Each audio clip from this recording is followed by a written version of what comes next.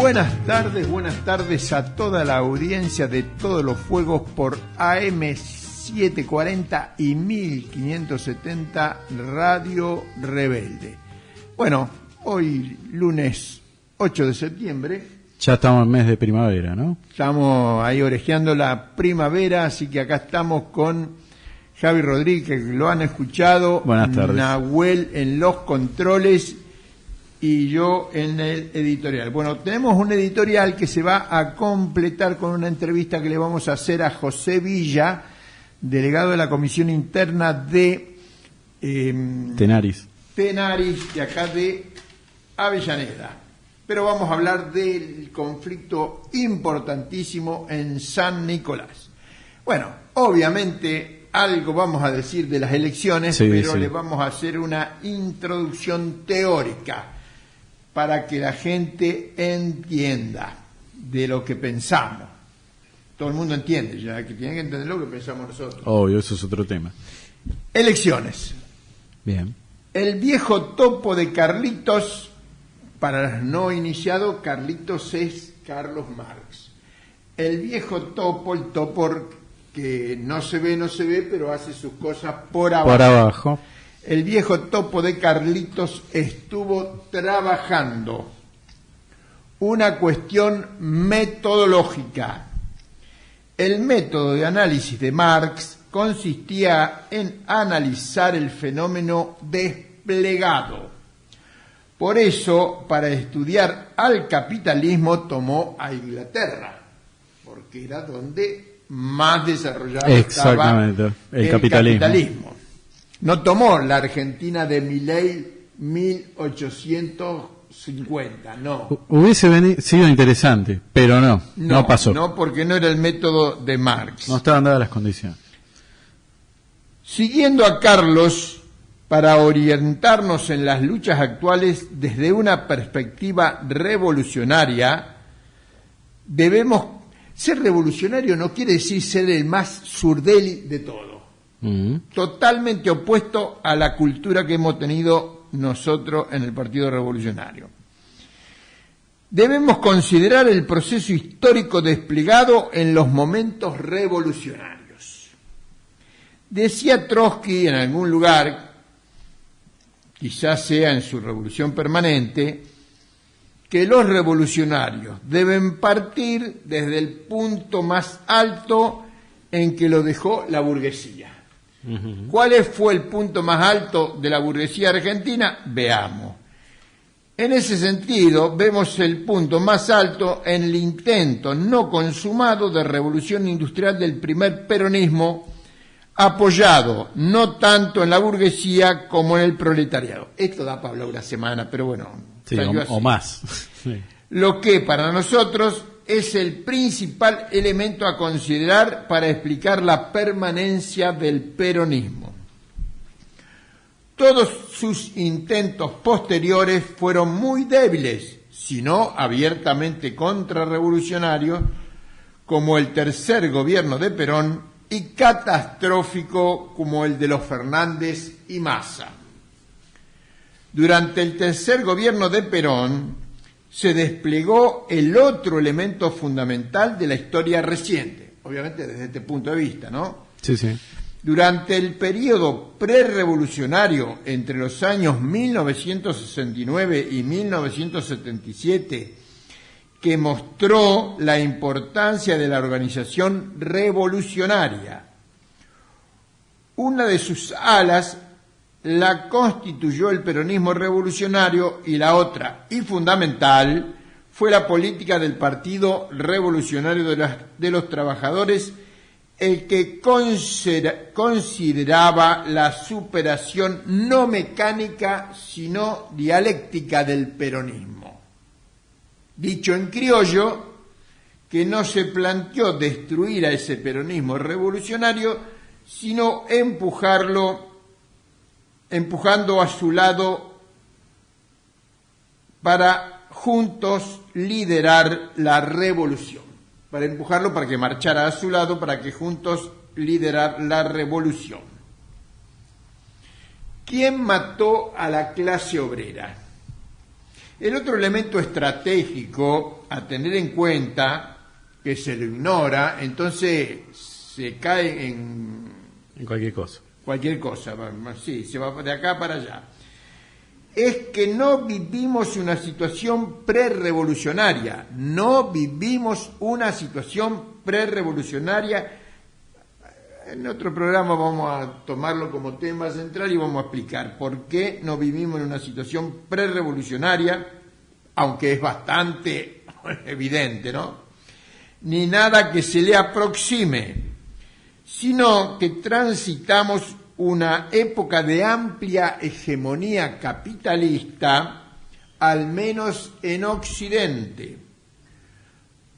No aceptar la derrota de la revolución durante los primeros años de la dictadura llevó a la división del PRT y su anulación como fuerza política beligerante.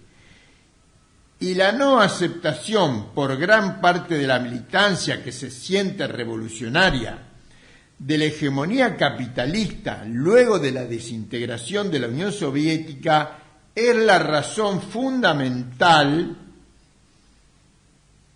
por lo que se han esterilizado muchos esfuerzos en la reorganización del movimiento. Hace 30 años nos preguntamos cómo se construye una fuerza revolucionaria sin una situación revolucionaria. Un primer paso fue exhumar los documentos del PRT seguido de otras iniciativas. La hegemonía capitalista y el posmodernismo disfrazado de progresivo, en realidad el posmodernismo es el discurso progresivo, pero en realidad contrarrevolucionario, instalaron como dato de la realidad la desaparición de la clase obrera industrial. Como eso no se discute, no existe más la clase obrera industrial.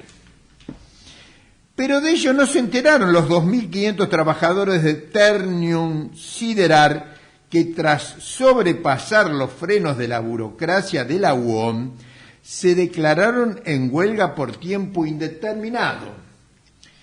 El jueves se movilizaron junto a miles de habitantes de la ciudad de San Nicolás para fortalecer la continuidad de una medida que cumplía los 16 días de paro en su enfrentamiento con el conglomerado capitalista Techin, quizá el más importante de la Argentina. De sus derivaciones podemos advertir que la ausencia de un partido revolucionario de los trabajadores es una de las mayores carencias, por lo que se puede reiterar lo dicho hace 51 años por Santucho. La razón fundamental por la que, pese a la enérgica lucha de nuestro pueblo, las clases dominantes no han visto peligrar su dominación política, ha sido la ausencia hasta el presente de una opción revolucionaria de poder que ofreciera a las masas una salida política fuera de los marcos del sistema capitalista. Hasta ahora la clase obrera y el pueblo argentino no han conseguido darse una fuerza política propia de carácter revolucionario. Por ello ha estado sometido constantemente a la influencia de los partidos políticos burgueses y no ha logrado identificar las distintas engañifas preparadas por la burguesía, cayendo en consecuencia en el error, dando su apoyo de buena fe a sus propios verdugos. Esto fue escrito en un momento de que había una situación prerevolucionaria que hoy no la hay, pero en líneas generales tiene su validez. Terremoto político. Comenzó con la asistencia a votar. Con datos como los de la CB Consultora se esperaba una asistencia del 53% y la realidad la llevó al 63%, aún por debajo de las legislativas anteriores. el 71 en 2021 y el 76, casi 77 en 2017, lo que habría que matizar considerando que por primera vez se realizaron desdobladas de la nacional. En cuanto a las estimaciones de los últimos días, no ya de un mes antes que daban ganador a Milei, se mencionaba un empate técnico hasta la más audaz que llegaba a un 5% en favor del Frente Patria. El resultado electoral arrojó, con la totalidad de las mesas escrutadas, una diferencia que arañó el 14% en favor del Frente Patria. El resultado consolida a Kicillof como líder del peronismo. De él no se debe esperar la revolución social, sino, como máximo, un intento de reindustrialización del país y la continuidad de la siempre limitada democracia burguesa, pero consideramos que el tipo milita. Eso, el tipo es un militante, eso hay que reconocérselo. Durante los 12 años de kirchnerismo mantuvimos una política que resumíamos así: combatir a la derecha y debatir críticamente con el kirchnerismo, atacando sus aspectos reaccionarios. De este ese debate tuvo la intención de reinsertar el ideario socialista entre el pueblo argentino y abordar el desarrollo de la conciencia solidaria, socialista y revolucionaria en crecientes sectores de nuestro pueblo. Lo mismo en la actualidad ante un probable futuro gobierno peronista hegemonizado por sus sectores progresistas.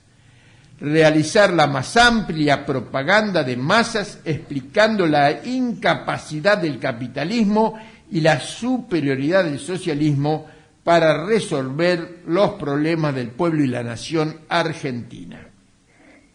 La consigna estratégica sigue siendo la lucha por la independencia nacional y el socialismo impulsando un frente de liberación nacional y un partido revolucionario del pueblo trabajador.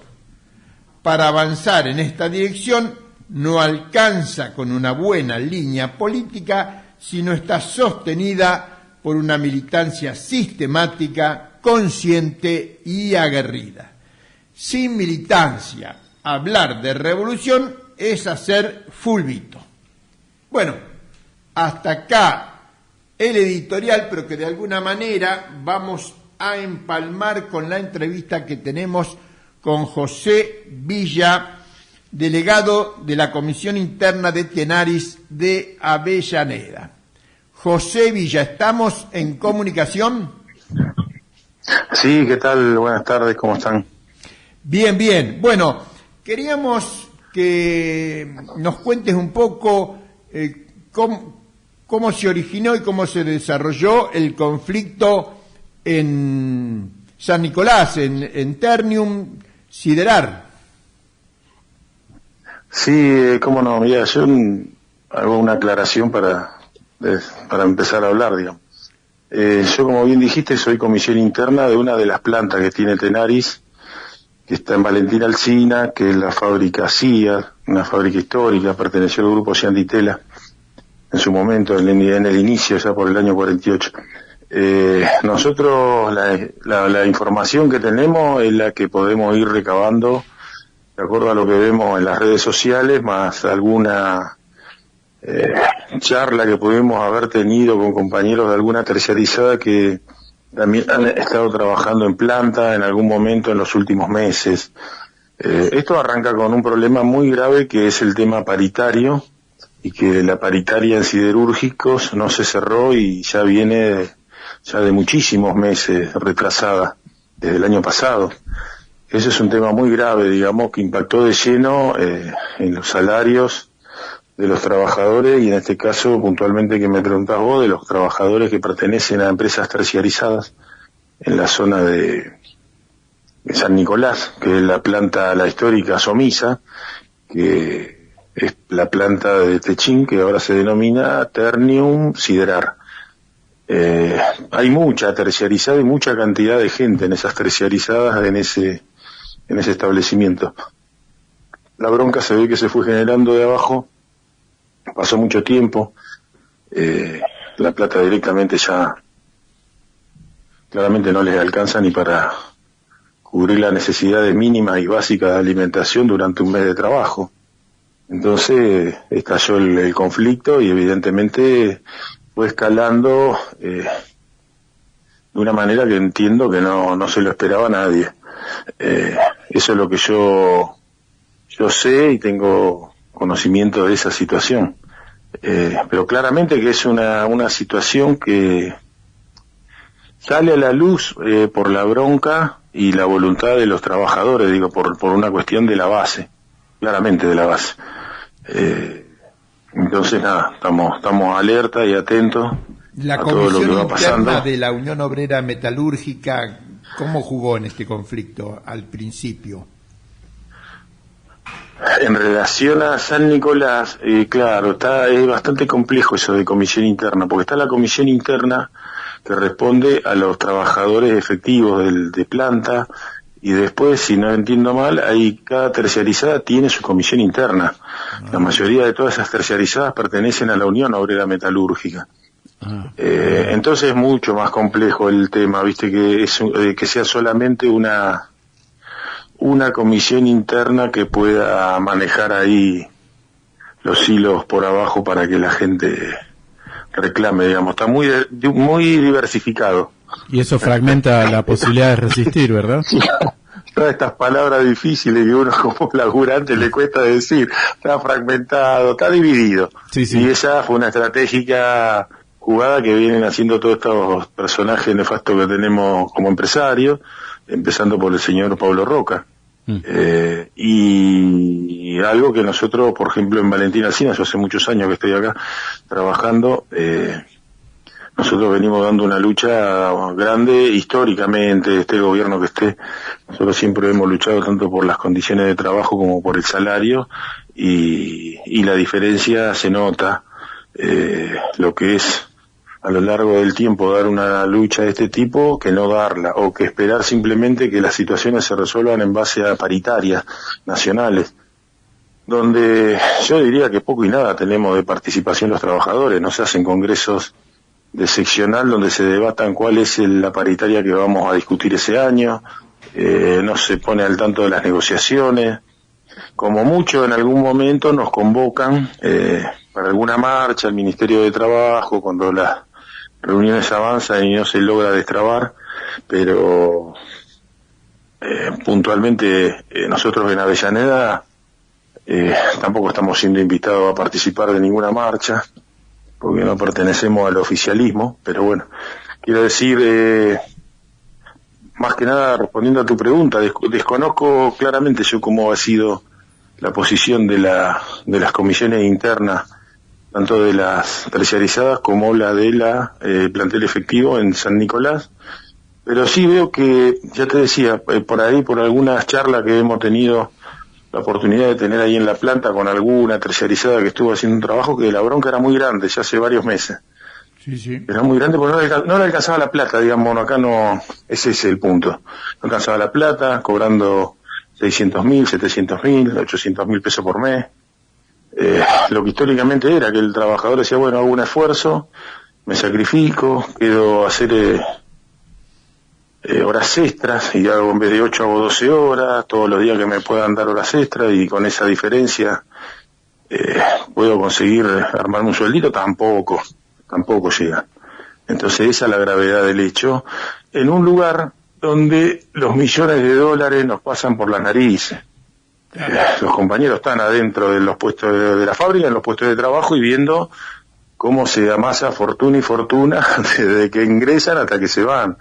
Entonces digo, esa es la bronca, que es mucha. Por eso creo que, espero también, tengo expectativa que los compañeros delegados de esas comisiones internas estén a la cabeza de esos reclamos, pero sí sé claramente que los trabajadores encararon y bueno, y están en ese reclamo. Y después uno ve videos, digo, yo recuerdo que en los 90 que empecé a trabajar también me acuerdo que había el conflicto porque le iban a privatizar a Somisa y en un momento determinado, este compañero debe recordar, el que estaba de interventor era Triaca. Claro. Y Triaca, como la gente no avanzaba el tema del retiro voluntario, que querían que la gente se fuera, el famoso retiro voluntario, que de voluntario no tiene nada, amenazó con apagar el horno.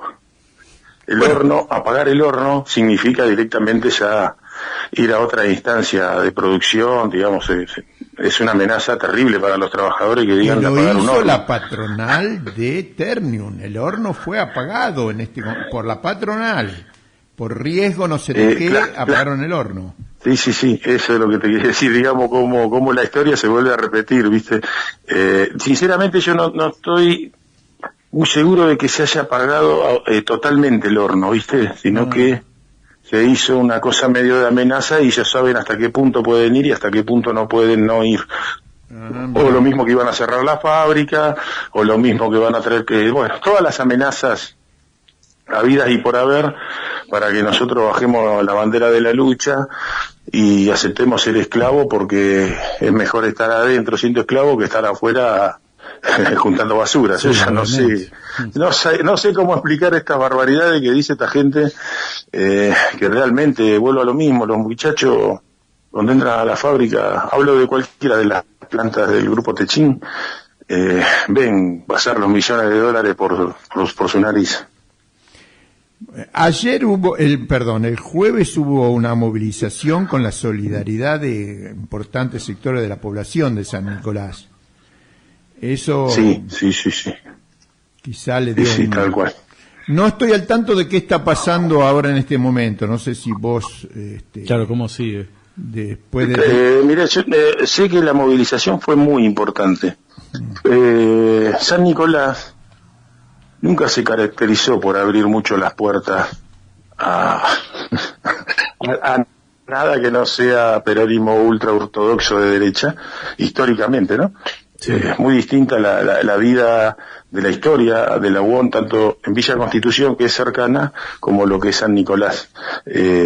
Y un detalle de color, si queremos ponerle así, que en la marcha del otro día hasta participó una columna del Frente de Izquierda, impensado en otro momento, y eso yo no creo que haya sido simplemente por una buena predisposición, sino porque se le va yendo de las manos y las bases se van revelando y se van mostrando lo que tienen que mostrar, digamos, que el coraje y la valentía de una clase obrera que en este país no es ni la primera ni la última vez que lo va a hacer y que ya lo hizo. Hay muchas historias para contar de eso, que la clase obrera marcó la diferencia, pero bueno, yo estando Daniel ahí presente, me gustaría que la cuente él más que yo, digamos, yo lo he leído a él. No, acá es así. Lo que dijimos hace un ratito es que nos han instalado que la clase obrera industrial no existe más, pero eso es una teoría. La realidad es que los obreros de Ternium están de huelga, por eso que estamos hablando de esto. Sí, tal cual. Sí. No sé, como decimos, hay mucha teoría, mucha cosa que en un momento que había muerto, no sé, las clases sociales, que muere el trabajo, que muere esto, que muere el otro, pero eso no es así. Tampoco digo que estemos en la misma situación que estuvimos en la década del 70. Justamente hoy hablaba con un compañero joven en fábrica que es un nuevo delegado y charlábamos un poco de eso. Son distintos momentos, distintas situaciones. Corrió mucha agua bajo el puente, digamos, desde aquellos gloriosos 70 con tantas luchas que se dieron. Después vino la dictadura, vino el menemismo, bueno, todo lo que venimos viviendo en estos 40 años de supuesta y hermosa democracia, donde ni se come, ni se estudia, ni se educa, ni venimos cada vez peor. Pero yo creo que en definitiva digo, los trabajadores aparecen, y cuando aparecen estos trabajadores en grandes empresas, no digo que soy muy cuidadoso con esto porque me parece muy valioso todas las luchas que se dan, sean estatales, sean desocupados, toda la clase. Pero es muy importante que nosotros los trabajadores industriales también estemos ahí mostrando la presencia y rompiendo esas famosas teorías de que no existe el trabajador industrial.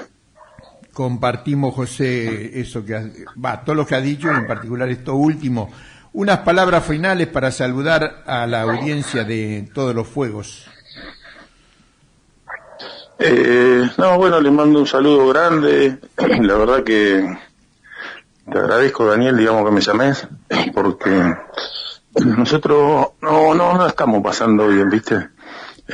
No estamos pasando bien por todas estas políticas que se vienen aplicando y que por ahí se escucha gente que dice, bueno, la mayoría no tenía esos derechos, no tenía una vacación, no tenía un aguinaldo, que tampoco son cosas mínimas y derechos mínimos que debemos tener y que costaron mucho conseguir y fueron muchas luchas.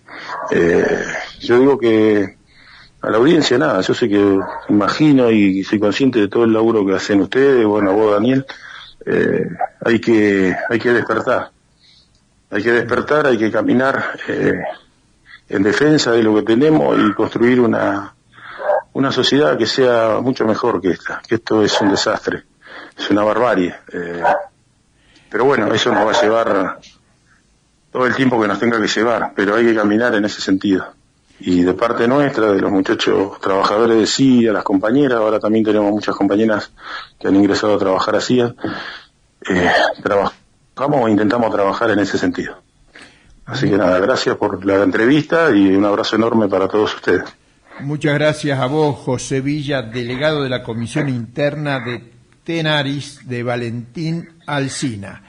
Dicho esto, nos vamos a al siguiente espacio del programa Todos los Fuegos con Javi Rodríguez y su columna política. Bueno, estábamos escuchando al compañero que en parte nos está pintando algo que sabemos, ¿no?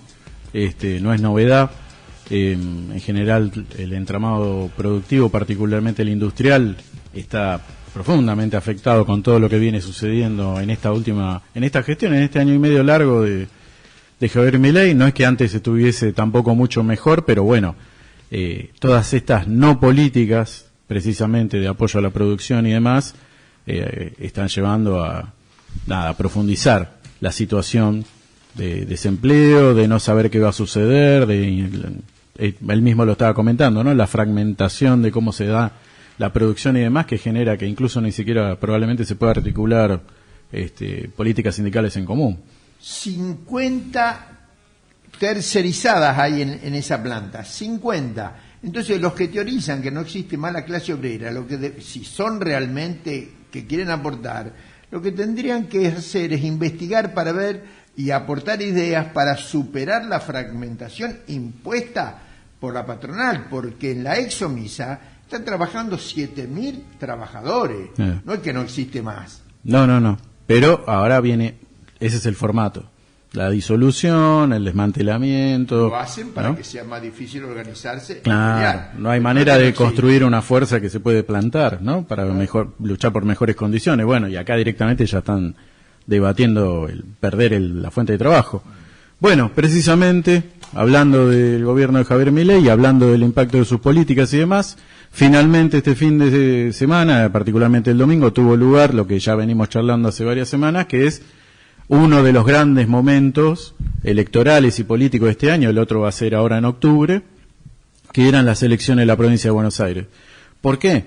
Porque además de que, digamos, son las famosas elecciones intermedias, pero las elecciones de la provincia de Buenos Aires, por el peso político, por el peso de votantes, ¿no? Por el peso laboral, por el peso productivo en la economía a nivel nacional, obviamente tiene un lugar relevante, bastante destacado. Y aparte esto impacta inmediatamente en la política general nacional, más teniendo en cuenta que particularmente en este caso venían pasando varios elementos dando vuelta por ahí. Uno, en lo que tiene que ver con el gobierno, que hasta hace mes y medio, 2 meses, los números le venían dando las chances de que quizás podía llegar a obtener los primeros lugares o cuanto menos empatar. Estamos hablando hace un mes y medio por ahí.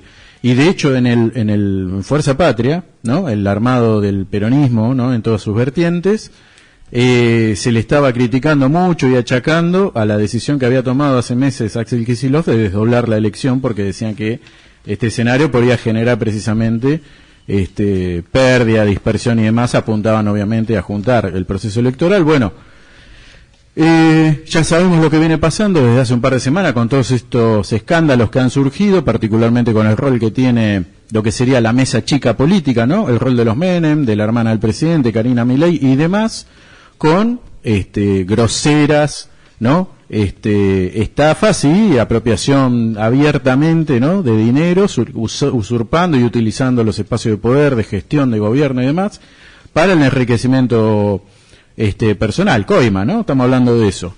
Exponiendo una descomposición en tiempo récord, ¿no? De cómo viene funcionando esto, que a ver, para nosotros no hay sorpresa, del día 1 estaba funcionando seguramente todas estas cuestiones.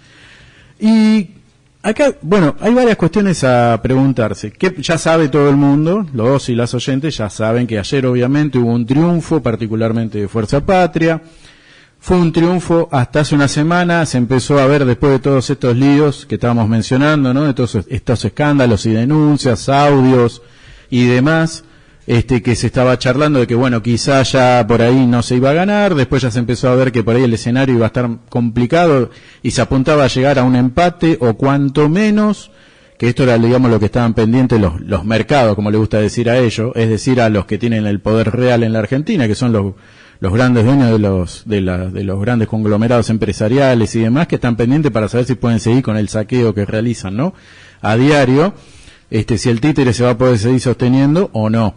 Me estoy refiriendo a Milei. Y bueno, entre él y Caputo, y Luis Caputo, el Toto, estaban hablando, ellos jugaban, y según sus expertos y demás, estaban hablando de que podía llegar a darse una derrota de hasta el 5% negativo, pues 5 puntos, mejor dicho, sí, para hablarlo de modo claro, y que era un escenario remontable, porque obviamente, como dijimos al principio, un proceso electoral en la provincia de Buenos Aires termina impactando políticamente, económicamente, socialmente y demás a nivel nacional. Estamos a un mes de las elecciones nacionales, ¿no? De recambio de diputados y senadores.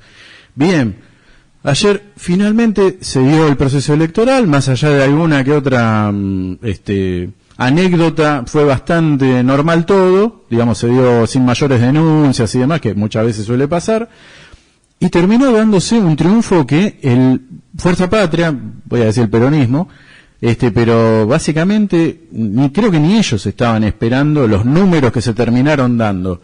Fuerza Patria terminó sacando, igual ahora vamos a ir desmenuzando un poquito los números porque pueden ser confusos, pero de todas maneras eso no quita que el triunfo fue bastante claro. Fuerza Patria sacó el 47,3% de los votos emitidos, la Libertad Avanza sacó un 33,7%, es decir, casi 14 puntos, entre 13 y 14 puntos de diferencia, es muchísimo. Recordemos que la Libertad Avanza iba ensamblado con, digamos, todos los resquicios que sacó del PRO. Recordemos que en los últimos meses lo que se estuvo haciendo es sacar, entre comillas, a los votables del PRO y llevárselos para el kiosquito propio, donde estuvieron todos los que quisieron estar, obviamente, y algún que otro rezagado que por ahí quedó medio en una segunda, tercera línea del PRO, decidieron hacer aventuras por otros lados, que es lo que conocemos, ¿no? Después de Somos y otras cosas, otras expresiones que, entre comillas, buscan ser como los que tercien en esta jugada. Pero lo concreto es que, bueno, estos muchachos de Somos, que son rezagos de Coalición Cívica, de radicalismo y algún perdido del PRO, sacaron el 5,3%, y la noticia también destacable, para el debate, para el análisis, lo que queramos, de que el Frente Izquierda, en general, en toda la provincia, sacó el 4,4%. Superando en general los números históricos que suelen oscilar entre el 2 y el 3. Es muchísimo. Ahora bien, hay que charlar sobre otras particularidades. Sí, estamos hablando de un promedio, ¿no? Porque sabemos también que no ha sido igual esto en toda la provincia. Ha llegado al 6%. Hay lugares de los que se ha llegado al 6%. Y en otras elecciones ha llegado al casi el 6, 5,5 más o menos. Y incluso en Varadero tenemos noticia de que han salido primeros. Así que bueno, Mirá. notable para lo... No es poca cosa. No es poca cosa para lo que históricamente, aparte recordemos lo que está en disputa de fondo, ¿no? O sea, están peleando dos grandes, los principales, dos espacios, quedar ahí en esos números, la verdad que bastante. Bien. Ahora sí, empezamos a desmenuzar un poquito, porque obviamente estos números terminan siendo después, si se quiere, no tan así, más allá de que obviamente el impacto de los números son bastante claros. Pero bueno, el padrón que estaba disponible para votar, o sea, gente que podía ir a votar, que estaba lista, que estaba habilitada, era de 14.376.592 bonaerenses. Sin embargo, fueron 8.766.846, es decir, el 61,6%, casi el 62%. Recordemos, vos lo mencionabas hace un ratito, en el 2023, que fue la presidencial, en la provincia este número había llegado al 76%, la participación, a esto estamos refiriéndonos. De manera que lo que vemos es un descenso en la participación, aunque es un aumento si lo vemos en relación a las otras elecciones que venimos viendo en el resto de provincias, incluida la ciudad autónoma, ¿no? Donde en general el promedio anduvo en los 50%, esta vez se llegó ahí a casi el 62%. Eso hace que, bueno, obviamente después los números vayan por otro lado. Sabemos que entonces el voto en blanco se llevó el 6,7%, 587.504 personas han votado en blanco, es decir, han ido a votar y votaron en blanco. Y la abstención, o sea, gente que directamente ni se presentó, rondó casi el 39%, 38,4%, estamos hablando de 5.609.747 personas. Es un montón. Pero volvemos a decir, sigue siendo, entre comillas, en proporción inferior a los otros números que venimos viendo en las provincias, que se vienen dando en las otras elecciones. De manera que, de fondo, descontando, ¿no? Todos los que no, los y las que no han ido a votar, Fuerza Patria en realidad terminó sacando 3.820.119 votantes. La Libertad Avanza se llevó 2.723.710 y el FIT sabemos que llegó a los 353.287 votantes. Bien, es decir, a nivel electores hubo 316.659 más que incluidos en los padrones, aunque en proporción, en números concretos, no en proporción, hubo 1.910.101 que no han ido a votar en estos números finos, ¿no? Bueno, ya hablamos de la participación, entonces descendió en relación a la última elección bonaerense, pero aumentó en proporción a las últimas elecciones que venimos viendo. El PJ, si lo consideramos lo que es Fuerza Patria, perdió en proporción a esta última elección, la de 2023, en promedio no, real, 441.363 votantes, pero si consideramos la Libertad Avanza sumado al PRO, que es la fuerza que se presentó, porque la Libertad Avanza era esto, en la anterior elección de 2023 habían sacado 4.930.000 votos, 876, y esta vez sacaron 2.723.720. Es decir, que perdieron 2.207.166, más o menos la mitad, un poquito menos. Mucho. Es un montón. Si hacemos números y si fijamos en proporción a lo que estamos diciendo de los votos que es para lo que ahora es Fuerza Patria, sí, es un montón. Han perdido ambos, pero claramente han perdido muchísimo más. Y recordemos que cuál era la apuesta de Milei y del gobierno. Era sumar, entre comillas, a los más acaparadores de votos del PRO para sumarlo, ¿no?, a su lista. El cabeza de lista, de hecho, fue José Luis Espert, ya lo sabemos.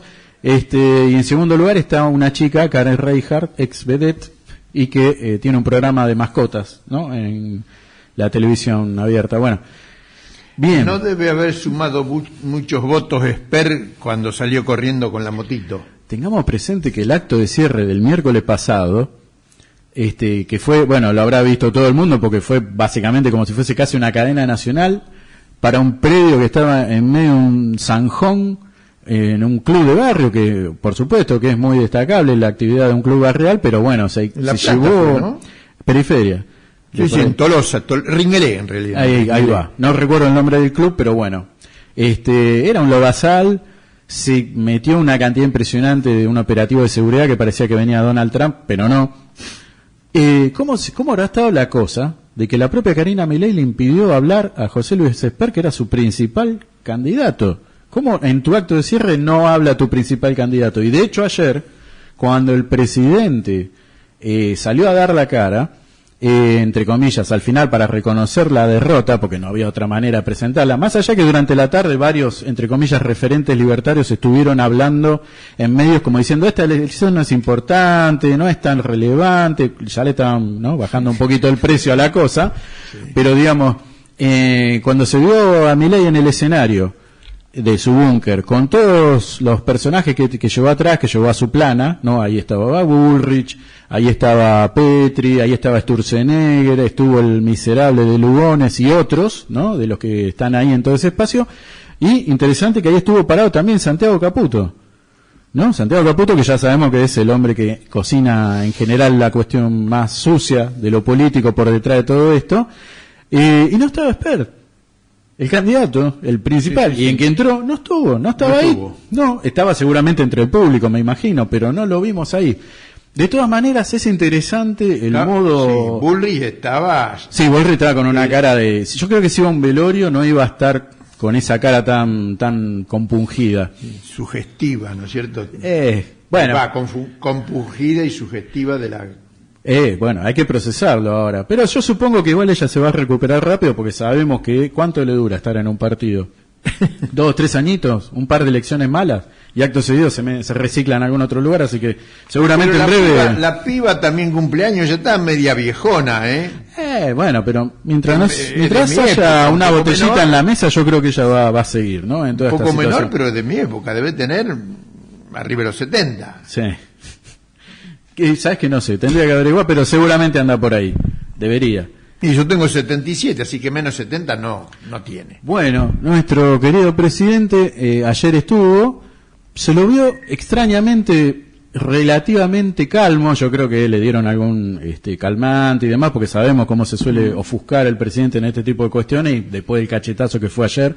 Estamos mirando estos números y después si uno empieza a mirar, por ejemplo, también se estaban eligiendo ayer concejales, ¿no?, en las distintas intendencias, en los partidos, bueno, y demás, y ahí las diferencias en algunos casos fueron mucho más severas. Yo he visto un número de 60, 70%, bueno, cosas que históricamente hace rato no se suele ver en la provincia de Buenos Aires, por ahí uno lo puede esperar en Formosa, en algún otro lugar, que suelen darse elecciones así, pero ayer se vio en la provincia de Buenos Aires, ganaron en Junín, un lugar que creo que una sola vez habían ganado desde la dictadura para aquí, porque en general suele ser un territorio... ¿El peronismo ganó en Junín? Ganó en Junín, por ejemplo, por decir algo. Ha ganado en la 4ª sección, que históricamente es el sector, el corazón sojero de la provincia de Buenos Aires, donde uno normalmente no esperaría que el peronismo haga pie, y han ganado. Bueno, han pasado varias cosas de estas. Bueno, lo escuchamos un segundito porque... fue muy interesante, habló el presidente ahí haciendo el reconocimiento de la derrota y bastante, entre comillas, calmado, dejó un par de conceptos que son interesantes porque primero dice algo y acto seguido dice lo contrario. Nada nuevo en él, pero bueno, nunca está de más, lo escuchamos. Completando todos los resultados, esto va a dar lugar a un profundo análisis de los datos. Y naturalmente eso va a conllevar a una profunda autocrítica, donde aquellas cosas en las que nos hemos equivocado las vamos a corregir. No hay opción de repetir los errores. De cara al futuro vamos a corregir todos nuestros errores.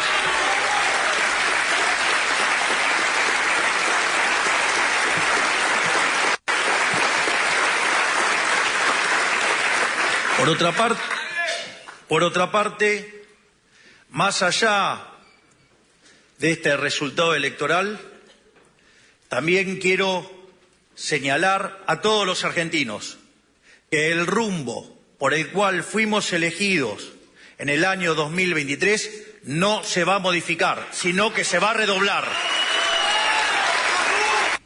Bueno, interesante. Por un lado reconoce que hubo errores, reconoce que hay cosas que se hicieron mal y demás, algo muy rara vez hemos escuchado a Milei hacerse cargo de este tipo de cosas, pero acto seguido, ¿qué nos dice? Vamos a redoblar y no vamos a cambiar nada, vamos a seguir por el camino que estábamos. Bueno, creo que algo de eso... Lo primero se refirió a la campaña electoral, a las elecciones, y lo segundo al plan económico. Es que ahí está la cuestión, y ese es el asunto. Evidentemente, ¿cómo piensan estos muchachos, esta gente? Obviamente ya sabemos que él es un bicho, él se siente cómodo ahí, ¿no? En el plano de lo económico, y de mucho de ahí no sabe, y de hecho se desentiende de lo político, y entiende eso como un problema, como algo que no le interesa, y por eso precisamente ha puesto a muñecos que han hecho y están haciendo cosas desastrosas, ¿no?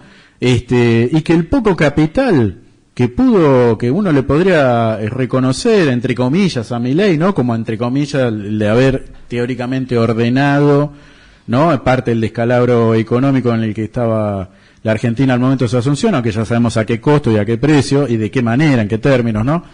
Y también el otro elemento que él tenía, que era la de venir a acabar con la casta y reventar la corrupción y demás, todo esto lo trituraron en los últimos 2-3 meses. Uno se pregunta, la campaña de Axel Kicillof, que además está a decir que obviamente ahora va a tener que ser, y si no, no sé cómo sería de otra manera, va a tener que ser probablemente la nueva cara para intentar construir un polo opositor, nacional y popular y demás. Obviamente es la voz cantante del peronismo, la victoria es de él.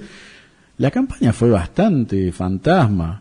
Me estoy refiriendo a Fuerza Patria, muy contradictoria. Nosotros aquí no hemos hablado mucho, pero algunas de las cosas que se han visto fueron bastante débiles, pobres, para ensalzar, digamos, la gestión.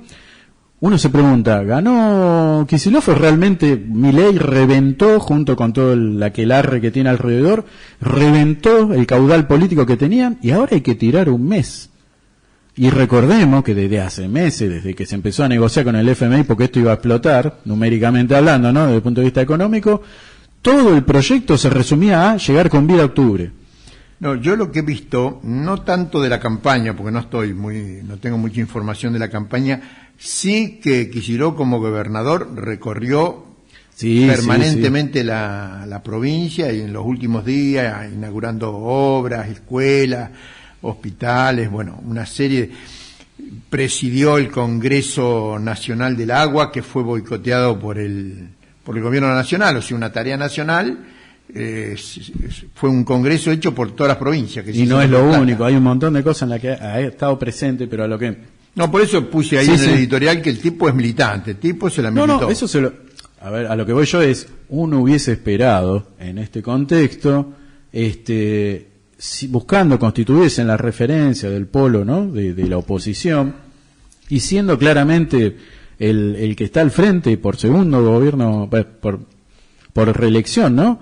De la provincia más relevante, más importante en términos económicos, políticos, bueno, todo lo que sabemos que es la provincia de Buenos Aires, quizás un poco de más, ¿no? de ofensiva en todo esto, pero yo creo que hay un problema que tiene que ver con que lo que es Fuerza Patria está sostenido con hilitos, con alambres y hasta por ahí.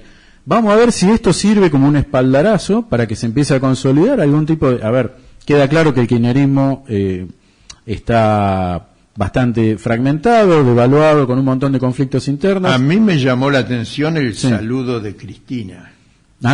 Bueno. No escuché el nombre de Kicillof y después le pregunté a algunos amigos y me dicen, no, sí, lo nombró. Lo volví a escuchar el audio y había que estar muy atento. Dijo Axel y después nombró a otros dos, pero como de compromiso.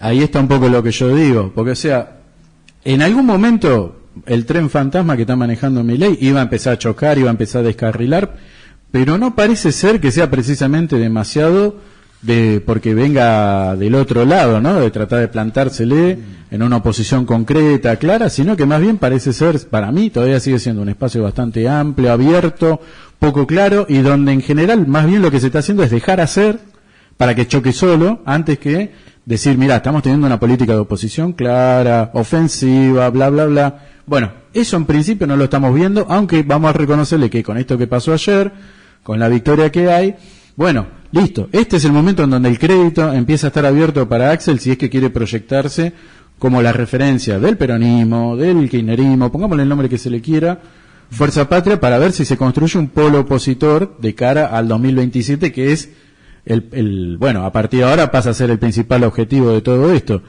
Y el principal objetivo que va a tener ahora Javier Milei es ver cómo va a ser, porque seguramente de esto hablará Robelli y demás, cómo se va a hacer con todos los aspectos económicos, porque de ahora en más, hoy mismo Morgan Stanley emitió un comunicado proponiendo que no se invierta en Argentina, y anunciando que están esperando pérdidas importantes en los activos argentinos y demás. Ese viene a ser, como quien dice, el abrazo del oso. Habrá que ver, porque digo, ellos estaban jugando a que si ganaban, o por lo menos la empataban, quizás llegaba alguna ayuda de Estados Unidos o del exterior. Yo dudo que eso pase, y de ahora en más yo creo que va a ser día a día el asunto. Hoy el dólar cerró por encima de los 1.400, y hay muchos que dicen que ya está, ya le liberaron, le soltaron las manos ahí al Toto Caputo, así que bueno, habrá que ver cómo sigue esto, pero yo creo que ahora viene algo bastante vertiginoso en todos los planos.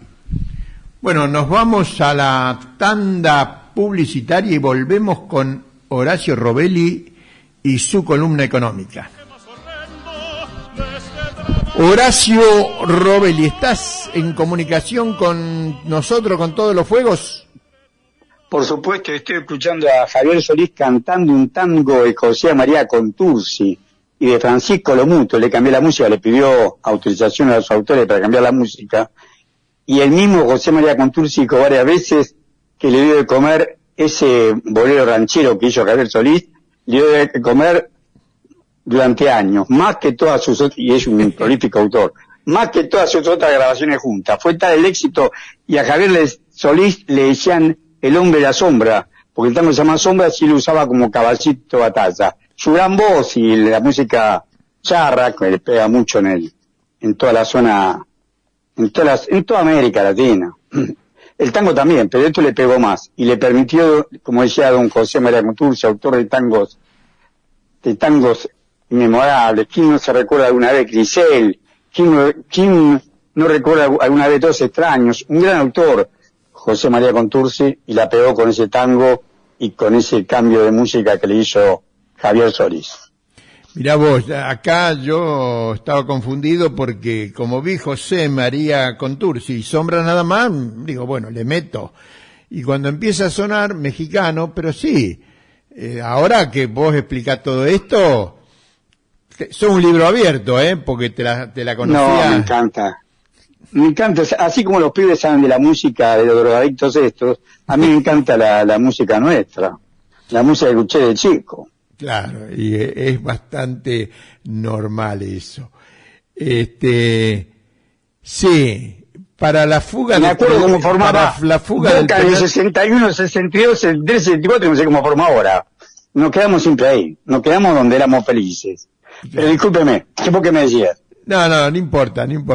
Vamos al tema de hoy, que tiene que ver con ¿qué le pasa económicamente al gobierno? Parece que ayer se sintió el fracaso del nuevo plan económico, nuevo fracaso de la misma política de hace 50 años.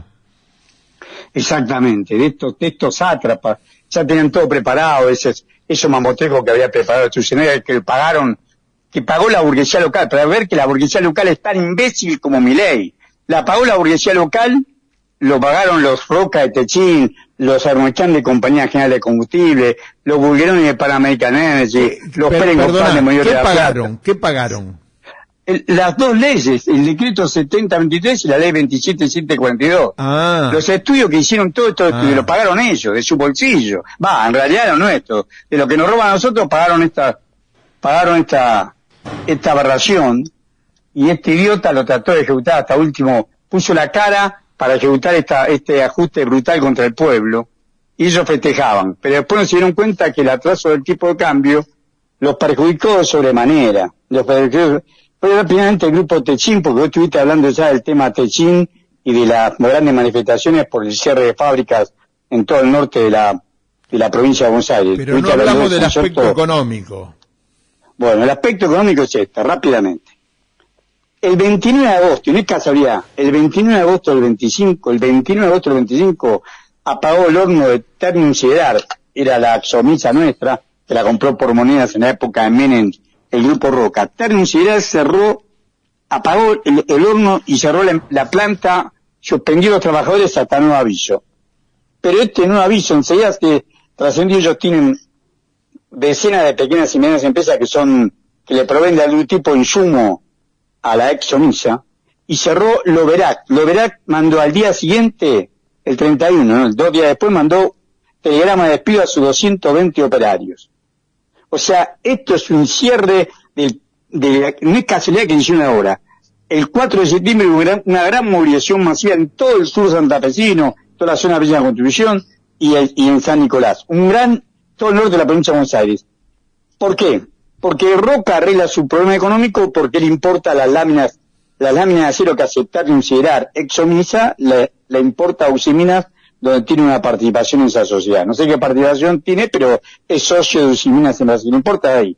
Pero el problema que tiene no es solamente lo que gana él, sino que deja sin trabajo a la gente. Y además, el atraso cambiario hace que no pueda colocar licitaciones. Ellos tienen una empresa que se llama Tenaris, que hace tubo de aceros, una calidad, un prestigio internacional, porque la mano de obra nuestra es muy buena, y le hace el cierre de los tubos de aceros, tubos sin costuras, perfecto. Y ha ganado licitaciones a empresas belgas, alemanas, japonesas, estadounidenses, donde se presente. Y también a empresa madre de ellos, que es la tecnología de ingeniería y construcción de Techin Ingeniería y Construcciones, que también está paralizada porque no tiene obra pública. Entonces, Paolo Roca, que quiere usurpar de un recurso que nos pertenece a todos nosotros. Por el artículo 75 de la Constitución Nacional, los recursos naturales pertenecen al pueblo argentino, no al gobierno argentino, al pueblo argentino. Cualquier estudiante de segundo año de Derecho sabe diferenciar entre pueblo y gobierno. El artículo 75 de la Constitución Nacional dice al pueblo argentino, y ellos en la ley 27.742 le dan facultades a este imbécil de Milei para que enajene nuestro petróleo, nuestro gas, litio, mineral raro, cobre, oro, todo. Bueno, esto fue presentado judicialmente. Lo que pasa es que la justicia argentina abundaría en contar el desastre que es. Pero presentaron Eduardo Barrachá, Francisco Cholvi, grandes abogados nuestros, presentaron esta violación de la Constitución Nacional. Siguieron adelante, pero ahora que siguieron adelante, recién se da cuenta Roca, después de casi 2 años de gobierno, que él también se perjudica. Él va a tratar de salvar las papas importando, haciendo todo estos malabares, pero se está quedando sin el corazón industrial que alguna vez tuvo, que fue el complejo industrial más grande, aún sigue siendo, el complejo industrial más grande de la Argentina. Hoy tiene graves problemas Tenaris, graves problemas Techin Ingeniería y Construcciones, y tuvo que apagar el horno en San Nicolás de la empresa Ternium Siderar ExxonMobil. Igualmente, lo que quiero decir que no fue casualidad que lo hace ahora, como es casualidad que el audio de Diego Españolo declarando la comisión que cobraba Karina Milei y Lune Menem del 8%, 3 para Karina, esto que graban, lo habían grabado en junio, sin embargo se dio a conocer ahora, alguien lo dio a conocer. Todos sabemos que desde el golpe militar del 76 y aún antes, lo que era el Consejo Empresarial Argentino tiene acceso a los servicios de inteligencia del Estado. Lo que era el CEA, el Consejo Empresarial Argentino, culpable de la desaparición de patriotas, culpable de desaparición de comisiones criminales internas, el CEA, el Consejo Empresarial Argentino, que presidía José Alfredo Martínez Dios, y ahí tenía como miembro con pico al abuelo de Pablo Roca, a Ornequian, un joven Ornequian, un joven Manito estaban, pero a Fulvio Pagani, el papá de Pagani, todos estos que pertenecían al grupo del Consejo Empresarial Argentino, todos tienen acceso a los servicios, al servicio de informe de inteligencia. Y lo hicieron valer ahora, antes de las elecciones, con lo cual ellos quieren dar por terminado la experiencia de Milei. O sea que la burguesía local, exacto. No, yo voy a usar tu terminología porque no vamos a discutir eso, pero bueno, la burguesía local le bajó el pulgar a Milei. Un sector, por ejemplo, ahí en el Club de Petróleo se dividieron. Bulgeroni jugó a favor de Milei, Bulgeroni y hasta el mismo Ornequian. Están en pie en cada lado, pero el grupo, pese a que Clarín le debe plata, tiene sus limitaciones, porque tanto Tecpetrol como Clarín le deben plata a BlackRock. No se puede hacer mucho los grupos porque Clarín le debe Clarín y su socio, lo hemos hablado contigo, Sí. David Martínez de Fintech, le deben 1.245 millones de dólares al capital financiero de Manhattan. Entonces y el capital financiero de Manhattan es el soporte económico de este imbécil que tenemos como presidente de la República, porque imbéciles lo votaron. Por suerte gran parte de la población se dio cuenta de lo que es esto y lo dejaron de votar o votaron a Kicillof, que fue lo mejor que pudieron hacer. Pero lo tenemos por presidente porque gran parte del pueblo argentino, engañado por los medios, débil ideológicamente, estupidizado por los medios, lo votaron. Decime, Horacio, ¿cómo está el tema de los vencimientos de los pagos, de los intereses de la deuda? ¿Qué actitud va a tomar el Fondo Monetario Internacional con respecto a esta situación, teniendo en cuenta el resultado electoral de ayer? Mirá, ahora mismo, el miércoles 10 de septiembre, el problema más grave que tienen ellos es la deuda en pesos, porque la deuda en dólares, teóricamente, la tenían convenida con los acreedores y le van a refinanciar. Pero la deuda en pesos es muy dispersa, porque si bien es cierto que los 10 grandes bancos tienen una gran parte de esa deuda, no son todos los titulares, y generalmente cuando se hacen licitaciones quedan afuera gran parte de los títulos y se pasan a dólar, como se están pasando. El miércoles 10 de diciembre vencen 17,2 billones de pesos, de los cuales se calcula que 10 billones tiene el Banco Central, de los cuales esos 17, pero por lo menos 7,2 billones están en poder del sector privado. Los bancos que nombré recién tienen gran parte de esos 7,2 billones. Eso al tipo de cambio que cerró hoy, de 1.480 pesos, son 4.800 millones de dólares. ¿Eso el 10 de qué mes? El 10, pasado mañana. Ah, de septiembre. Hoy es 8, yo escuché diciembre. El 10 de septiembre. Por eso me No, el 10 de septiembre están al borde de la situación. Van a tener que reperfilar esta deuda reperfilar significa defoltear. Ya lo había hecho en su momento Hernán Lacunza en los territorios del gobierno de Macri. Van a tener que reperfilar la deuda en pesos porque no la pueden pagar. Le vencen 7,2 billones de pesos. ¿Reperfilar es lo mismo que renegociar? No, es defoltear y arreglar con los acreedores cómo te lo pago. Bueno. Defoltean porque no pueden pagar. Es lo mismo, yo tengo un vencimiento, un pagaré, lo puedo pagar, o sea, declaran la cesación de pago, no te puedo pagar y exacto. se negocia. Lo mío es reperfilar. Sí, bueno, pero por supuesto a mayor tasa de interés que pagamos nosotros, no la paga acá, puto. No, y aparte, yo para entender, para que tengamos la terminología, porque reperfilar parecería que es lo mismo que renegociar. No, es un lenguaje vil que usan ellos, pero significa defoltear. No pueden pagar esta deuda de 7,2 billones de pesos, unos 4.000, es en pesos, pero que entra 4.800 millones de dólares porque no tienen la plata. Eso es el 10. Pero después, la otra legislación de septiembre, tienen que pagar 8,1 billones de pesos más. O sea, en total en el mes de septiembre tienen que pagar 16,3 billones de pesos. Al tipo de cambio de hoy serían unos 10.200 millones de dólares y no tienen la plata. Defoltean. Lo van a llamar reperfilar, pero defoltean. Y después en octubre le vencen 18,2 billones de pesos más. No pueden pagar. Caputo no puede llegar al 20. No puede llegar al 26 de octubre porque no le da la cara para pagar todo esto. Por eso Milei llama hoy, lo información para Adorne, que va a hacer una mesa política nacional convocando a diálogo a los gobernadores. Estos gobernadores, el de mi provincia, Jaldo, que ha sido obsecuente, hoy salió con una declaración durísima contra Milei y festejando el triunfo de Kicillof. O sea que los gobernadores, hasta los más serviles, se le han puesto en contra. Con lo cual no sé cuál va a ser el éxito de esto. Luego se van a ir y después van a decir, bueno, no pusimos un acuerdo, nosotros pedimos tal cosa, pedimos que sea federal el Banco Central, pedimos que nos den toda la coparticipación que nos corresponde, queremos que den una transferencia que nos deben, y el gobierno no hace nada. El gobierno se ha quedado con plata para ver el grado de amoralidad, porque son amorales. Ahora sabemos que el BID, el Banco Interamericano de Desarrollo, le había dado un crédito de más de 600 millones de dólares a la Agencia Nacional de Discapacidad. Esos dólares nunca aparecieron. Se los quedaron ellos para timbiarlo como están timbiando. O sea, están timbiando dólares. Los préstamos del BID y del Banco Mundial tienen fines específicos. Por ejemplo, en este caso, para solventar el gasto de los discapacitados. Silla de ruedas, ortopedia, todo lo que necesiten discapacitados. Y esos dólares no aparecen. Está la deuda que la vamos a pagar nosotros y Caputo la timbea y cobra comisión por esto seguro. Y nadie dice nada. Por eso, el gobierno está en una situación límite. siempre tuvo una situación límite, pero no aparecía ninguno que lo pudiera reemplazar. El triunfo de Kicillof permite tener un candidato a presidente para el 2027. Igualmente el gobierno no va a llegar al 2027. Honestamente creo que no llega a octubre, caput. ¿Cómo llega este gobierno? ¿Cómo dura 2 años y 2 meses más? No llega, y aparte la deuda que tenemos ha sido un regalo, lo hemos hablado muchas veces contigo. Tuvieron un superávit comercial hasta el 31 de julio de 22.676 millones de dólares. Un blanqueo de 20.631 millones de dólares. El Fondo Monetario Internacional dio 14.000 millones de dólares. El BID y el Banco Mundial, entre los cuales están esos 600 millones de dólares que acabo de decir, le dio 5.000 millones de dólares.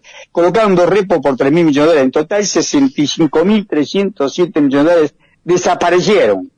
Pagaron deuda por 20.437 y 45.870 millones de dólares a julio. En agosto mucho más, que no sabemos dónde están. Entonces, este robo descarado, con la complicidad de los gobernadores que ahora van a tratar de hacer pata ancha porque saben que el gobierno está de ida. Y el gobierno Caputo no puede llegar a octubre y lo va a reemplazar seguramente a Chuseo. Va a venir el Fondo Monetario Internacional y decir, bueno, van a evaluar antes y después que las elecciones de octubre pierda Milei, que ya se entienden en Milei. El único soporte que tiene Milei, por eso la segunda parte de la pregunta no la puedo responder, la única reporte que tiene es el capital financiero de Manhattan, BlackRock, Vanguard, Fidelity, Pinco, son ellos el único respaldo. Y en lo político, la gusanera cubana que está instalada en la Secretaría de Estado, en la Secretaría en la Cancillería, a través de Marco Rubio. La gusanera cubana y el capital financiero de Manhattan son los únicos que sostienen, porque hacen negocios ellos, a este payaso como mascarón de proa. Pero no tiene ningún tipo de apoyo de ningún tipo. Y los gobernadores, que cobardemente avalaron todo, hoy, por ejemplo, el grupo de los 6 gobernadores, todos estos, hoy lo van a enfrentar. Bueno, Horacio, la verdad que un cierre a toda máquina, has dejado muy clarito quién sostiene el gobierno y está en el tembladeral. Muchas gracias, Horacio Robelli. ¿Cómo andás de la rodilla? Mañana me operan, yo supongo ya una semana estaré caminando. Bueno, si Dios quiere. Mucha suerte para Querido amigo, muchas gracias a ustedes por la comunicación y demostrar que Pablo Roca no es tan inteligente como se cree. Bueno, nos vamos a la columna de Cuba, Voces por Cuba, con Alberto Más y el alerta rojo sobre la situación en Cuba. Hola audiencia, amigas y amigos, habla Alberto Más, secretario del Club Argentino de Periodistas Amigos de Cuba, compartiendo con ustedes este espacio semanal de análisis y resistencia latinoamericanista y antiimperialista que llamamos Voces por Cuba. La compañera intelectual, periodista, corresponsal de guerra, militante antiimperialista y presidenta del CAPAC, Tela Caloni, acaba de difundir una nota titulada Alerta roja sobre Cuba. América Latina puede y debe detener al imperio decadente. En ella denuncia que el pueblo cubano está en estos momentos sufriendo una asfixia semejante a la que está imponiendo Israel sobre Gaza, mientras todas las informaciones convergen sobre la flota de Estados Unidos en el Caribe con el intento de invadir Venezuela, bajo el falso argumento del narcotráfico, convertido ahora en terrorismo, y la pregunta es, ¿qué ayuda humanitaria puede llegar a la isla caribeña en estas circunstancias, cuando el bloqueo criminal impuesto desde hace 63 años se agravó a sus máximos extremos por las nuevas medidas del gobierno de Donald Trump, bajo el virtual mandato del secretario de Estado Marco Rubio del lobby cubano-americano de Miami? El secretario de Estado y el grupo de cubano-americanos que integran ese lobby y están también en el gabinete de Trump siguen actuando como sus antecesores, que han mantenido desde hace más de 60 años un terrorismo permanente sobre Cuba, como la famosa Fundación Nacional Cubano-Americana que presidió hasta su muerte Jorge Lincoln Mascanosa. Manejan ellos millones de dólares en Miami, la Florida, financiando organizaciones terroristas creadas que asolaron y lo siguen haciendo a Cuba. Fueron y son responsables de miles de muertos en ese país y de una serie de acciones que van desde bombardeos hasta provocar incendios, sembrar pestes, etcétera, etcétera. No hay ningún político de la región que no conozca esta situación. Quien lo silencia es cómplice. Agrega Caloni que no existe en la historia de la humanidad un sitio de guerra durante 63 años, y no solo está en peligro gravísimo, como pocas veces antes el pueblo cubano, es ahora fácil fabricar un levantamiento, una protesta de un pueblo desesperado, y bajo ese argumento ya están en el lugar para actuar, aunque saben la capacidad de resistencia que ha demostrado la dirigencia cubana. Y hace un repaso de la situación que se vive en el Caribe respecto a Haití, invadido por mercenarios armados, entre estos los sobrevivientes de los Totón Macutés, escuadrones de la muerte de la dictadura de Francois Duvalier, el Papadoc, y luego de su hijo Jean-Claude Duvalier, Babidoc, que perduró desde 1957 a 1986. Además de todo lo actuado por Washington desde entonces hasta hoy, incluyendo el secuestro y traslado de un presidente elegido y amado por su pueblo, como fue Jean Bertrand Aristide, ex sacerdote salesiano, el primer presidente elegido por el pueblo en 1991, que creó el movimiento Lavalas, inspirado en la teología de la liberación, derrocado en 1994, y que después fue repuesto por la comunidad internacional en el 1996 y terminó su mandato, y volvió a ser reelegido por el pueblo en el año 2001, bajo una brutal campaña del imperio, una guerra económica y de todo tipo, hasta que tropas de Estados Unidos lo secuestraron en el año 2004 y lo trasladaron a Sudáfrica con apoyo de Francia. ¿Y qué hizo la comunidad internacional durante todo el tiempo que lleva Haití sufriendo tragedias y toda forma de terrorismo encubierto con presuntas bandas criminales que pasan abiertamente las fronteras con la República Dominicana? El drama de Haití ha sido ignorado, a pesar de que es el primer país en producir la revolución de miles y miles de haitianos que están siendo asesinados por los mercenarios disfrazados de bandas terroristas que de la República Dominicana o por mar han ingresado a ese país. Miles de haitianos aún muertos en los últimos meses en medio de un silencio atronador. La situación regional se ve agravada con las maniobras norteamericanas en Puerto Rico, que incluyen prácticas de desembarco, y sobre nuestro Atlántico Sur alerta Estela que en este momento está invadido de buques de Estados Unidos y Gran Bretaña, que ha admitido que se apoderó definitivamente de las Islas Malvinas, que son argentinas, y con estas las grandes riquezas del Atlántico Sur, que están explorando empresas británicas e israelíes, y los abiertos canales naturales de comunicación con el Océano Pacífico. Es hora de despertar. Hay que dejar de lado toda competencia. No solo debemos lograr la unidad en forma urgente en cada país, necesitamos liberar al periodismo del mercenarismo ya. Mañana será tarde. Estela hace este llamado no desesperado, sino consciente, tomado de los que nos hiciera el comandante Fidel Castro Ruz y el presidente y líder venezolano Hugo Chávez Frías, impulsando la red de intelectuales, artistas y movimientos sociales en defensa de la humanidad, pero también de todos los organismos que existen a lo largo de nuestro continente y que desafían y enfrentan al imperio decadente, hoy más salvaje que nunca. Uno de estos organismos, la Asociación Cultural José Martí en Estados Unidos, dijo que nos encontramos en momentos de sumo peligro, donde está en juego mantener los lazos de atención a nuestras familias en Cuba. Una vez más nos toca exigir y hacer entender que la familia cubana es sagrada, y convocaron a una movilización por las calles y parques de Miami donde se corearon consignas y portaron pancartas en las que se leían «Viva la familia cubana», «Dejen a Cuba vivir en paz», «Las familias cubanas sí importan», «Viva Cuba», «Sí a los viajes», «Sí a las remesas».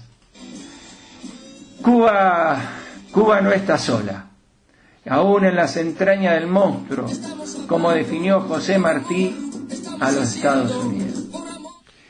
Bien, escuchábamos la columna de Cuba, esta vez elaborada por la periodista presidenta del Club Amigos de Cuba, y en la voz de Alberto Mas. Bueno, vamos a entrar en la última media hora del programa. Vamos a escuchar la columna que está grabada por Silvia Visconti. Hoy nos va a hablar de, en base a la repercusión que ha tenido la película Homo Argentum, protagonizada por Guillermo Francella, y todos los debates que se originaron alrededor de ella.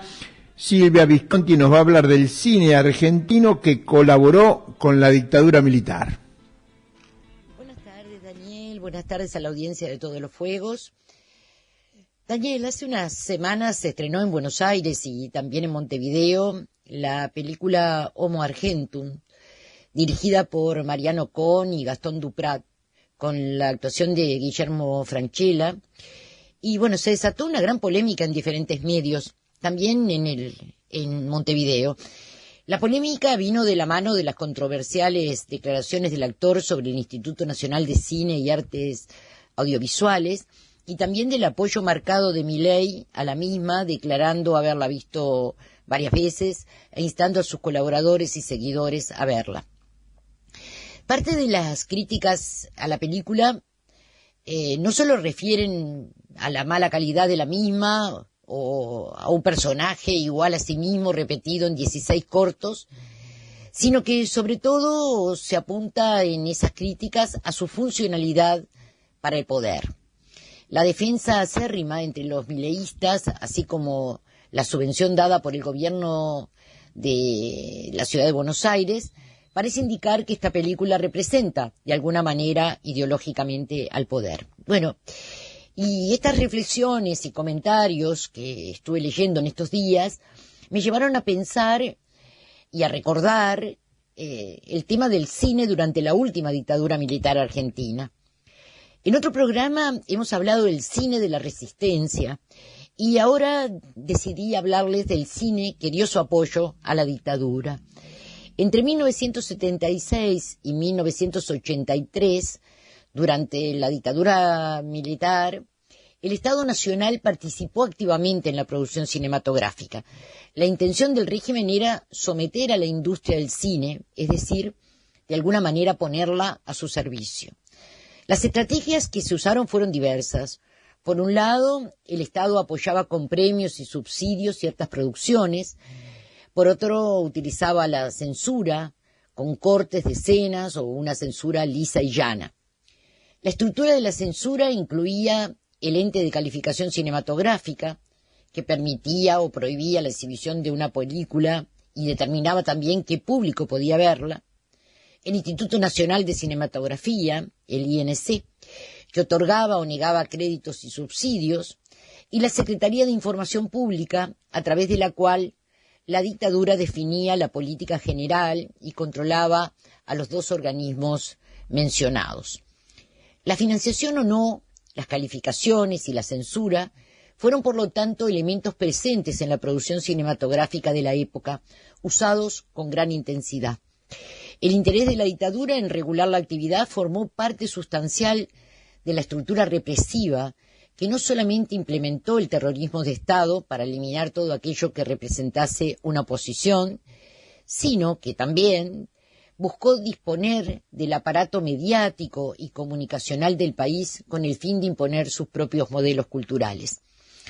Apenas a un mes de asumida la intervención del Instituto Nacional de Cinematografía por el capitán de fragata Jorge Bicklestone, declaraba que se proponía apoyar a todas las películas nacionales que exalten los valores espirituales, morales, cristianos e históricos o actuales de la nacionalidad, o que afirmen los conceptos de familia, de orden, de trabajo, de respeto, de esfuerzo fecundo y de responsabilidad social, buscando crear una actitud popular optimista para el futuro, evitando en todos los casos escenas o diálogos procaces, decía. De esta forma, por medio de un discurso hegemónico, se buscó legitimar y lograr adhesión en la sociedad civil acerca de los lineamientos del gobierno.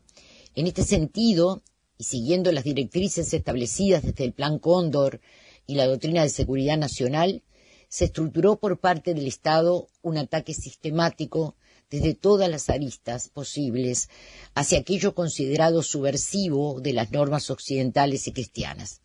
Se buscó imponer la simbología de sus valores morales a través de los organismos institucionales de difusión y poco a poco fue cubriendo todos los posibles medios de transmisión, a la vez que realizaba los recortes presupuestarios que consideraba necesarios en pos de acallar cada vez más cualquier voz disidente. La producción cinematográfica, considerada como medio cultural de transmisión, fue resguardada entonces bajo la tutela del gobierno militar.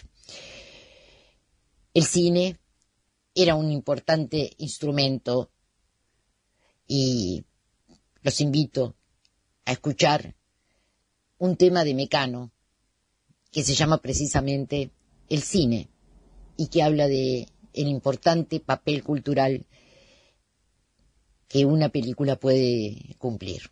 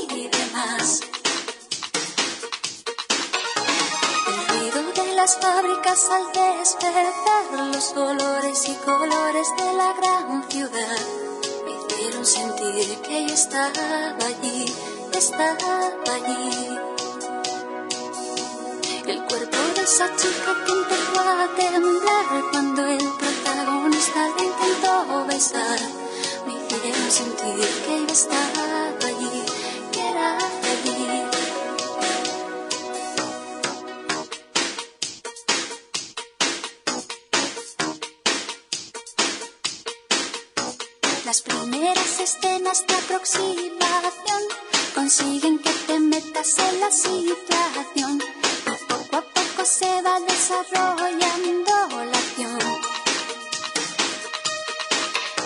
Parece que se ha producido un apagón, silbidos a cabina, tensa situación.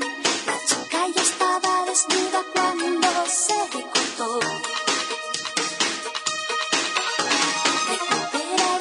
Ya llegó el final, barullo de murmullos que preguntan qué tal, un desfile de zombies que abandonan el local. Durante 1 hora y media pude ser feliz, comiendo chocolate y palomitas de maíz.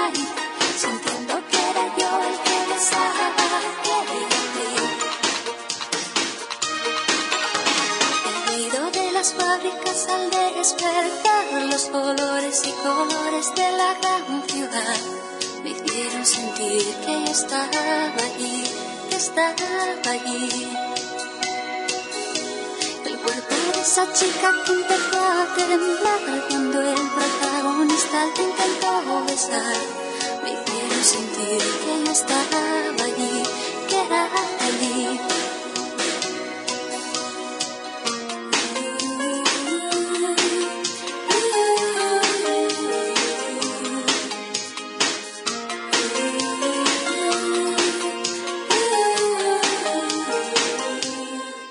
De este modo, mientras algunos directores, productores y artistas del séptimo arte se sintieron afines a reproducir un mensaje de legitimación a las posturas y a las ideas del gobierno, otros, por su marcada oposición, debieron exiliarse, fueron desaparecidos o murieron a manos del terrorismo estatal que se había desplegado en todo el territorio nacional. Octavio Getino, Fernando Solanas, Humberto Ríos, Gerardo Vallejos, Lautaro Murúa, Jorge Cedrón, entre otros, tuvieron que exiliarse en el exterior, y Raimundo Gleiser, Pablo Sils y Enrique Juárez fueron secuestrados y continúan hoy desaparecidos. ¿Qué buscaban las Fuerzas Armadas con el control de la producción cinematográfica?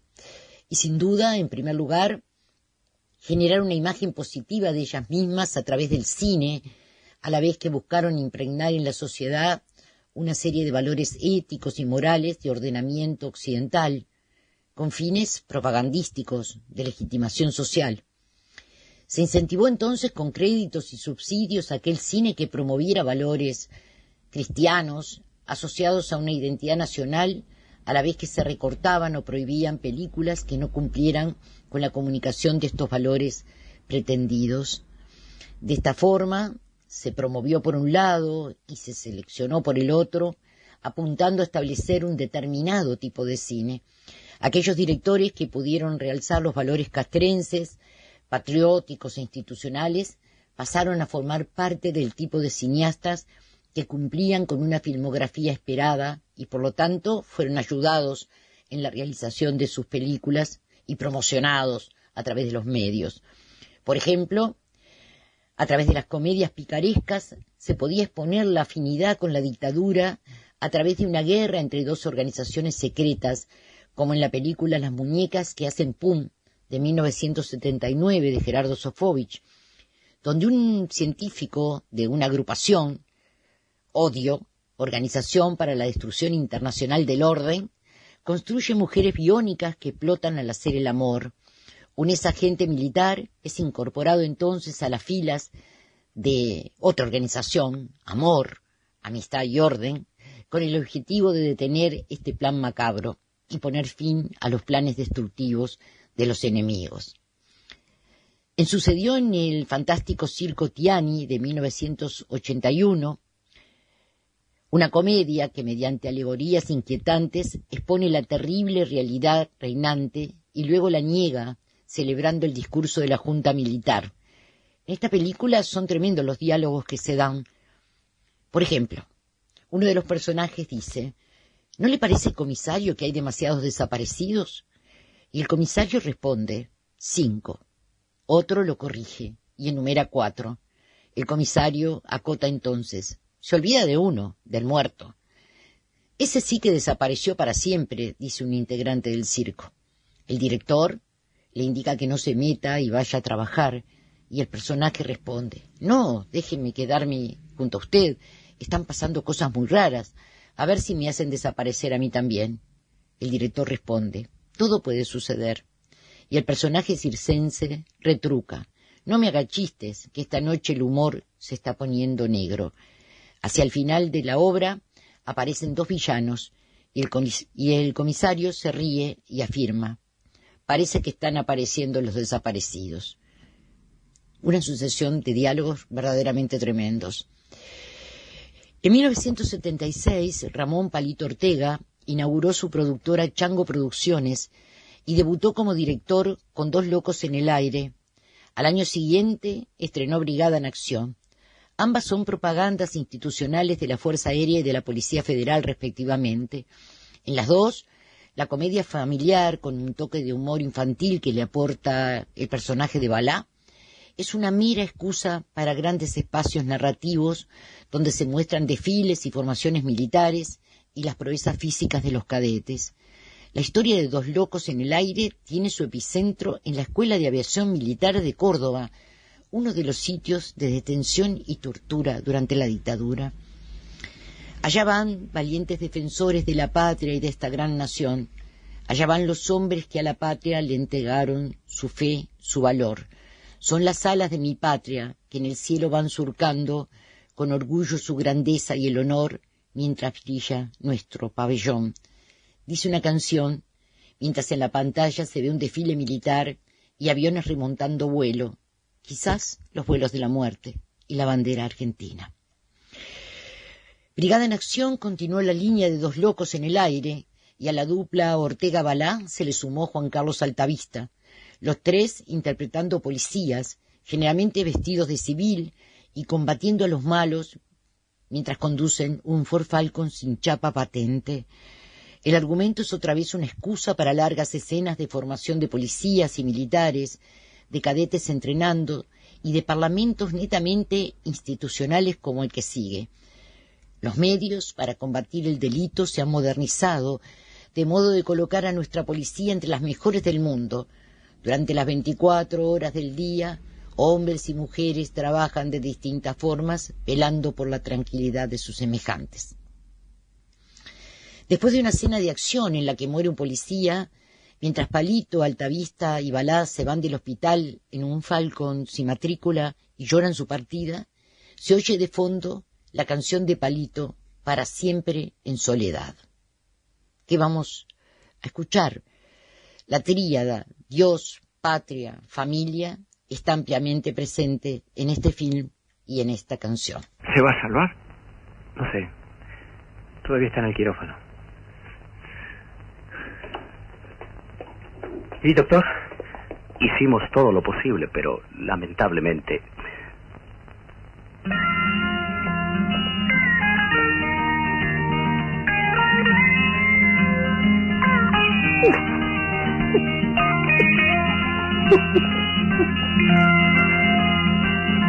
Pobre de esa gente que no sabe a dónde va, los que se alejaron de la luz de la verdad, esos que dejaron de creer también en Dios, los que renunciaron a la palabra amor. Pobre de esa gente que olvidó su religión, esos que a la vida no le dan ningún valor, los que confundieron la palabra libertad, los que se quedaron para siempre en soledad.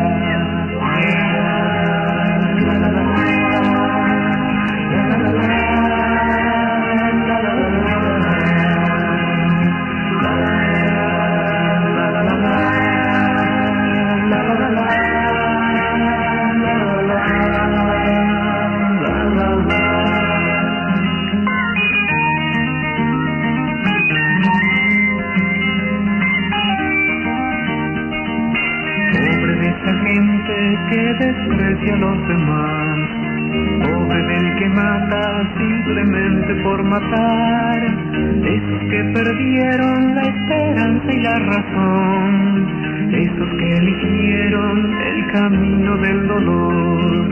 Pobre de esa gente que olvidó su religión, esos que a la vida no le dan ningún valor, los que confundieron la palabra libertad, los que se quedaron para siempre en soledad.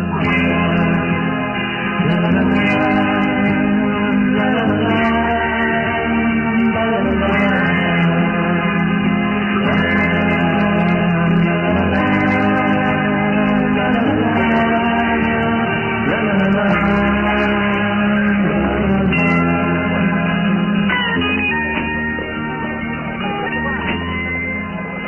¿Qué pasa?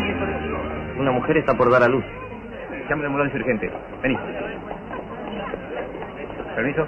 Las películas producidas y dirigidas por Palito Ortega oscilaron entre la propaganda institucional de las Fuerzas Armadas y las comedias familiares conservadoras, afines a la ideología de la dictadura también, donde el foco podía estar en los valores cristianos respecto a la familia, como en Vivir con Alegría de 1979 y Qué linda es mi familia de 1980. En una época de censura, donde las películas argentinas eran habitualmente cercenadas y donde hubo cineastas secuestrados y desaparecidos por el régimen, Palito Ortega recibió todo el apoyo económico e institucional de las Fuerzas Armadas para producir y dirigir films de claro sesgo propagandístico. El crítico Sergio Wolf plantea que existía una compulsión a narrar historias sobre facciones enfrentadas, donde el objetivo era exterminar la diferencia, es decir, eliminar al otro. Estos grupos a veces se representaban identificándose con alguna de las Fuerzas Armadas, como en la película Los drogadictos de Enrique Carreras en 1979, o en la ya mencionada Dos locos del aire y Brigada en acción de Palito Ortega. Otras veces se trataba de grupos de tareas en donde la misión era pacificar el país y la identificación se tornaba entonces difusa. Así lo podemos ver en La aventura explosiva de Orestes Truco o en Todos los superagentes biónicos de Mario Sábato y toda la larga serie de películas sobre estos superagentes. Un mundo paralelo, un mundo de cámara y acción, como en el tema que les invito a escuchar.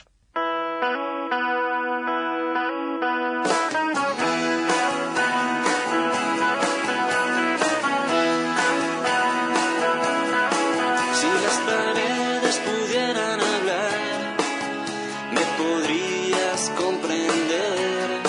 Si ella contara toda la verdad, te podrías convencer. Un Oscar al guión, otro para la interpretación. Qué grande es el cine y qué grandes todas las actrices. Todo es un gran guiñol. No sé qué historia habrá ido a contar, cuál va a ser la explicación. Que se prepare, que vaya detrás. Ella apunta al corazón. Que empiece la función. Se desborda la imaginación. Qué grande es el cine y qué grandes todas las actrices. Todo es un gran guiñol. Unos son marionetas y otros tiran de las cuerdas. Unos son marionetas. Oh no.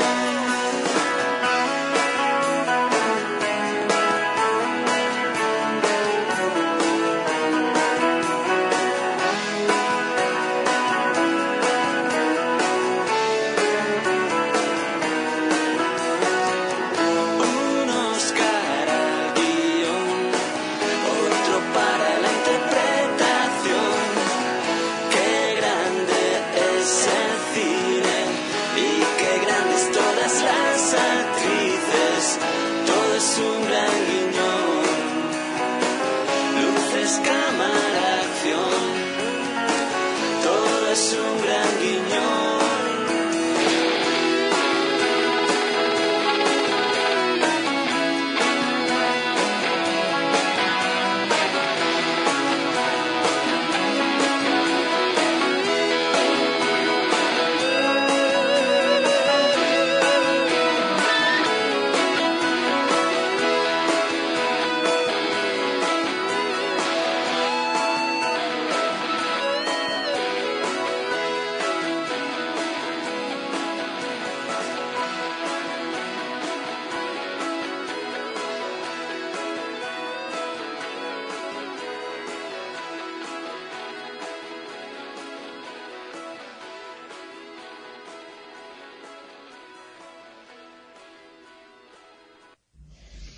El Mundial de Fútbol también fue parte de la movida cinematográfica pro dictadura. Una de esas películas que intentaron un lavado de cara del gobierno fue la dirigida por Sergio Renán, La fiesta de todos, que habla de la victoria del equipo de fútbol argentino en el Mundial de 1978. Esta película documental exaltaba el ser argentino en la línea de los argentinos somos derechos humanos que pregonaba José María Muñoz desde Radio Rivadavia, o en el comienzo de encuentros muy cercanos con señoras de cualquier tipo, donde el torneo de fútbol es el telón de fondo de situaciones picarescas, pero que comienza con la voz de un locutor que arenga. El Campeonato Mundial de Fútbol se acerca a su culminación, pero Argentina ya ganó el Mundial.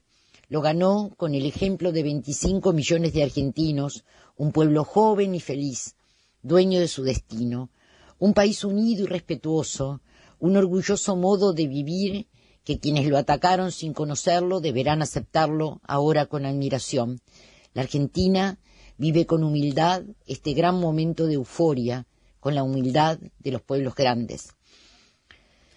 En el transcurso de la última dictadura militar argentina, entre el 76 y el 83, el cine y los medios audiovisuales en general se transformaron en actores significativos en la transmisión y la aprobación de las políticas del régimen militar.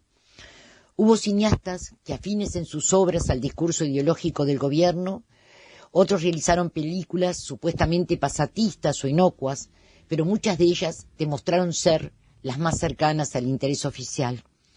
Es necesario decir que unos y otros, involuntariamente o a conciencia, glorificaron los supuestos logros de un gobierno que terminó dejándole al país 30.000 desaparecidos y cientos de niños secuestrados y apropiados.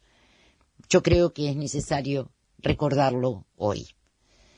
Muchas gracias y nos encontramos nuevamente el próximo lunes. Un abrazo para todos. Bueno, escuchábamos a Silvia Visconti y su informe sobre el cine argentino en la época de la dictadura. Esto último que contó del Mundial y de la película de Renán, que yo lo tenía como un tipo prestigioso, bueno, se me cayó, no un ídolo, pero alguien que había hecho una película, La Tregua, creo que es muy nombrada en la Argentina, o por lo menos en su momento. También me hizo acordar, yo estaba en España, en Móstoles, el último pueblo de Madrid, y vi creo que fue el tiempo suplementario, el último gol de Argentina. Pero también me acordé que un año después, un poco después, hubo un partido revancha con Holanda y en Suiza. Y la hinchada argentina puso un cartel, Videla asesino, sí, ha sido bastante inmediatamente, porque decía Videla asesino del pueblo argentino.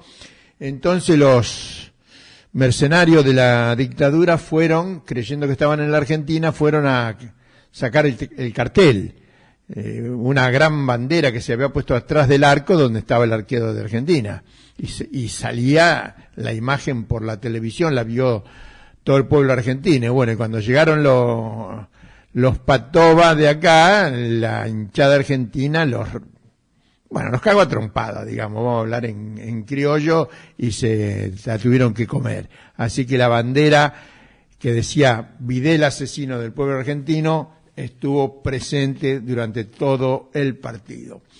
Con estos recuerdos damos por finalizado esta nueva audición de Todos los Fuegos por AM 740 y 1570 Radio Rebelde, y volveremos el próximo lunes a las 18 horas, lunes 8 y 7, 15 de septiembre de 2025. Hasta el lunes.